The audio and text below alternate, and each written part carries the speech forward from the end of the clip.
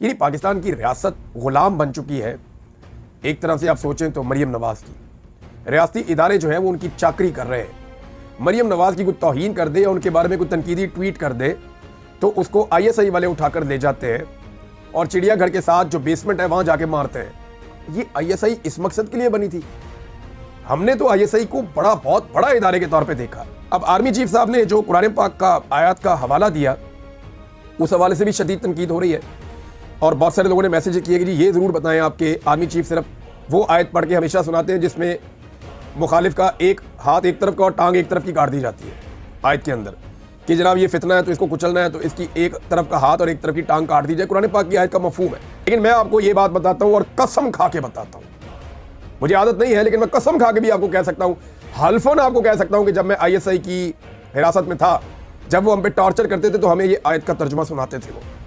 वो ये कहते थे तुम लोग फितना हो, हम तुम्हारी एक तरफ की टांग और एक तरफ की हाथ काटेंगे, अल्लाह का हुक्म है।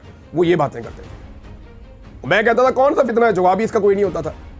उन्होंने औरिया मकबूल जान साहब को जब मारा तो उनको ये आयत सुना के उन्हें, क्योंकि औरिया मकबूल जान साहब ने वहां कुरान पाक की तलावत शुरू कर दी थी।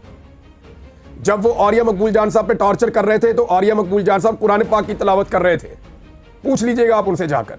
तो उन्होंने उनका मुंह दबाया और फिर उनको ये पढ़ के बताया, उन्होंने कहा जी तुम फितना हो, तुम्हारा एक तरफ का हाथ और एक तरफ की टांग हम काट देंगे। ये मैं सुन रहा था।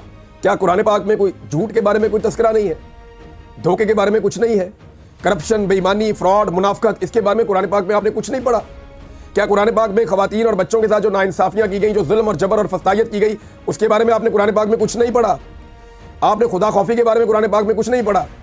ये जो सारी चीजें हैं कुरान पाक में सिर्फ ये एक आयत नहीं है और इसको आप जिसके ऊपर दिल करता है चस्पा कर देते हैं कि जनाब ये आयत इसके ऊपर फिट करो, अब इसको दबाना हमने। कल MQM के बारे में ये आयत सुनाई जाती थी, इनके भी एक तरफ के हाथ और पांव काट दो। आज वो अच्छे बच्चे बन गए हैं तो वो साथ हैं। परसों किसी और के बारे में सुनाई जाती थी। एक दौर था तालिबान के साथ मिलकर ये आयत सुनाई जाती थी दूसरों को मारने के लिए, और एक दौर है कि अब वो तालिबान जो है वो विलन हो गए तो अब उनके खिलाफ सुनाई जाती है।